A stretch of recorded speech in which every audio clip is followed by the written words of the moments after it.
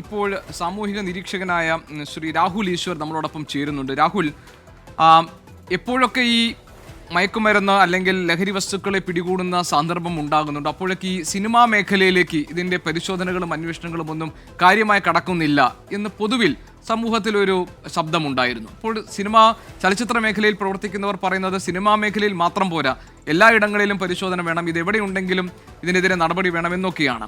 മാത്രമല്ല, ഈ ഷൂട്ടിംഗ് ലൊക്കേഷനുകളിലെ പരിശോധനകൾ സംബന്ധിച്ച കാര്യങ്ങളിൽ നേരത്തെ വലിയ പ്രതിരോധം അവരുടെ ഇടയിൽ നിന്ന് തന്നെ ഉയരുകയും ചെയ്തിരുന്നു. 2 സംവിധായകരാണ് ഇപ്പോൾ ഈ ഹൈബ്രിഡ് കഞ്ചാവ് കേസിൽ പിടിയിലായിരിക്കുന്നത്. മാത്രമല്ല, ധാരാളം പേർ സിനിമാ മേഖലയിലുള്ളവർ ഈ ഹൈബ്രിഡ് കഞ്ചാവ് മാത്രമല്ല ഈ ലഹരി പദാർത്ഥങ്ങൾ ഉപയോഗിക്കുന്നുണ്ടെന്നൊക്കെയുള്ള വിവരങ്ങൾ നേരത്തെ പുറത്തു വരികയും ചെയ്തതാണ്. എങ്ങനെയായിരിക്കണം ഇതിലുള്ള നടപടി? ഇപ്പോൾ ഈ എക്സൈസിന്റെ ഭാഗത്തുനിന്നുണ്ടായിരിക്കുന്ന നടപടിയെ താങ്കൾ എത്രത്തോളം സ്വാഗതം ചെയ്യുന്നുണ്ട്? ഇതിൽ തുടർ നടപടികൾ ഉണ്ടാകുമെന്ന പ്രതീക്ഷയുണ്ടോ? ശ്രീ ഗോപികൃഷ്ണൻ, വളരെയധികം സ്വാഗതാർഹമാണ് എക്സൈസിന്റെ നടപടി. നമുക്കെല്ലാം പ്രിയപ്പെട്ട മേഖലയാണ് സിനിമ. എന്നാൽ നമ്മൾ ഒട്ടും ഷുഗർ കോട്ട് ചെയ്യാതെ തന്നെ പറയാം, സിനിമാ മേഖലയിൽ വേണ്ട രീതിയിൽ അന്വേഷണങ്ങൾ നടക്കുന്നില്ല എന്നുള്ള വിമർശനം വളരെ സാധുതയുള്ള വിമർശനമാണ്. ഞാൻ സിനിമാ മേഖലയുടെ അടുത്ത സുഹൃത്താണ്, ഒരുപാട് സിനിമാ മേഖലയിൽ സുഹൃത്തുക്കളുള്ള വ്യക്തിയാണ്. സിനിമാ മേഖല ക്ലീനപ്പ് ചെയ്യേണ്ടത് പൊതുസമൂഹത്തിന്റെ മാത്രമല്ല സിനിമാ മേഖലയോട് ഉത്തരവാദിത്വമാണ്. ഈ ഡയറക്ടേഴ്സ്, നിങ്ങളുടെ അടക്കമുള്ള ആൾക്കാർ അവരോട് ചോദിച്ചു, അവരൊന്നും പറഞ്ഞില്ല എന്ന് പറഞ്ഞു. അവർ ചെയ്യേണ്ടത്, അവർക്ക് ഓൾറെഡി കൊമേഴ്ഷ്യൽ ക്വാണ്ടിറ്റി അല്ല, അതുകൊണ്ട് അവർക്ക് ജാമ്യം കിട്ടി കാണും. അവർ ക്ഷമ പറയുകയും സമൂഹത്തോട് തെറ്റേറ്റ് പറയുകയാണ് ചെയ്യേണ്ടത്. ഇവിടെയാണ് നമ്മൾ ചില മാതൃകകൾ കാണിക്കണം. തൻ്റെ മകനെ പോലീസ് കഞ്ചാവ് കേസിൽ പിടിച്ചപ്പോൾ അതിന് നന്ദി പറഞ്ഞ ഒരു അച്ഛൻ വിഷ്ണുപുരം ചന്ദ്രശേഖരനുള്ള നാടാണ് കേരളം. ആരെങ്കിലും പിടിച്ചാൽ മാത്രമല്ലേ നമ്മുടെ തെറ്റ് നമ്മൾ തിരിച്ചറിയൂ.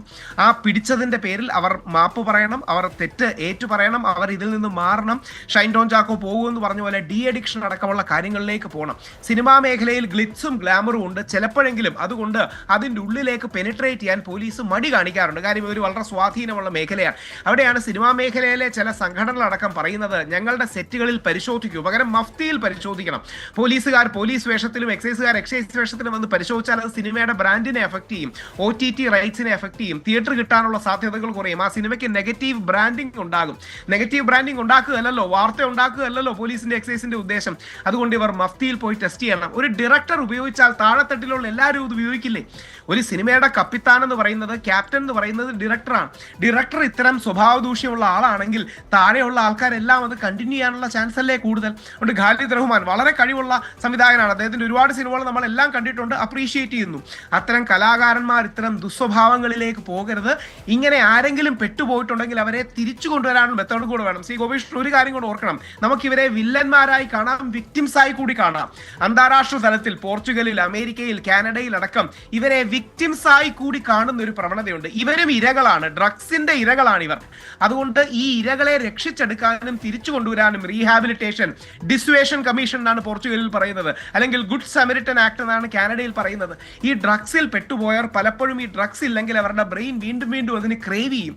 അങ്ങനെയുള്ളവരെ തിരിച്ചു കൊണ്ടുവരാൻ, കഞ്ചാവ് അടക്കം, LSD അടക്കം, ഈ കൊക്കൈൻ അടക്കമുള്ളതിലേക്ക് വീണു പോയവരെ തിരിച്ചു കൊണ്ടുവരാൻ നമുക്കൊരു റോബസ്റ്റ് ആയിട്ടുള്ള റീഹാബിലിറ്റേഷൻ വേണം. ഇവരെ തീർച്ചയായും പിടിക്കണം, സമൂഹത്തിന് മുമ്പിൽ കൊണ്ടുവരണം, ഇവർക്ക് ശിക്ഷ ഉണ്ടാകണം. എന്നാൽ ഇവരെ വീണ്ടെടുപ്പ് എന്നൊരു പ്രക്രിയ കൂടി വേണം. ഖാലിദ് റഹ്മാൻ അടക്കം അതിലൂടെ തിരിച്ചു വരും. ഇതിൽ നിന്ന് രക്ഷപ്പെടുകയോ അല്ലെങ്കിൽ ഷൈൻ ടോൺ ചാക്കോ ആദ്യം കാണിച്ച പോലെ ഒരു ബഹുമാനമില്ലാതെ ബാക്കി എല്ലാവരെയും കളിയാക്കുകയും കൊഞ്ഞനം കുത്തുകയും ചെയ്യുന്ന പോലെ നിലപാടുകളല്ല. തങ്ങൾക്ക് തെറ്റുപറ്റി, നല്ല പ്രായമുള്ളവരല്ലേ, തെറ്റുപറ്റി എന്ന് ഏറ്റുപറഞ്ഞ് പൊതുസമൂഹത്തിലേക്ക് തിരിച്ചു വരണം. അവരുടെ രാഹുൽ പറഞ്ഞതുപോലെ തന്നെ സിനിമാ മേഖലയിലേക്കും ഇതിന്റെ അന്വേഷണവും പരിശോധനയും കടക്കണം. അതോടൊപ്പം തന്നെ ഈ തെറ്റു പറ്റിയിട്ടുണ്ട് എങ്കിൽ അത് സമൂഹത്തോട് പറഞ്ഞ് തിരുത്താനുള്ള വഴിയിലേക്ക് അവർ കടക്കുകയും വേണം. അങ്ങനെയാണ് സമൂഹത്തിന്, ചലച്ചിത്രകാരന്മാരായാലും കലാകാരന്മാരും ഒക്കെ അവർക്ക് സമൂഹത്തിന് മാതൃകയാകാൻ കഴിയുക സ്വന്തം ജീവിതം കൊണ്ട്. വളരെയധികം നന്ദി രാഹുൽ ഈശ്വർ, താങ്കൾ പ്രതികരിച്ചു.